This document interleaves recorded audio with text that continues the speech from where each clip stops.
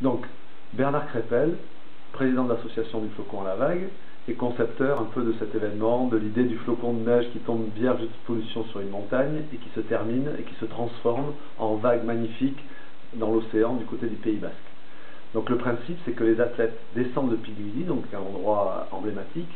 et à la fin de la neige, ils se transforment comme l'eau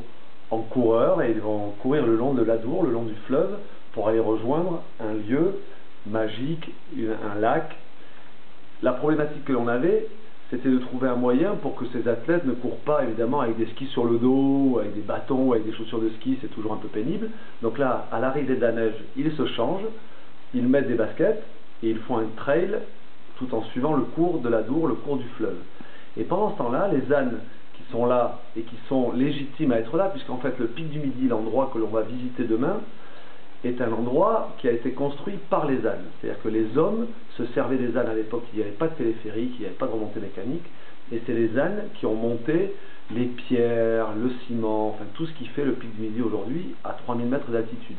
Et donc les ânes retrouvent finalement leurs ancêtres, les traces de leurs ancêtres, et se remettent sur le chemin des muletiers, et vont faire le même trajet à l'aller et au retour pour aller chercher, pour redescendre le matériel des sportifs. Ça, c'est toujours parce que dans ce concept, on essaye d'utiliser le moins, de dépenser le moins de CO2, de respecter le plus possible la nature, et donc les ânes ont tout leur sens sur cet endroit-là, qui est un endroit magique dont on verra les images. Merci.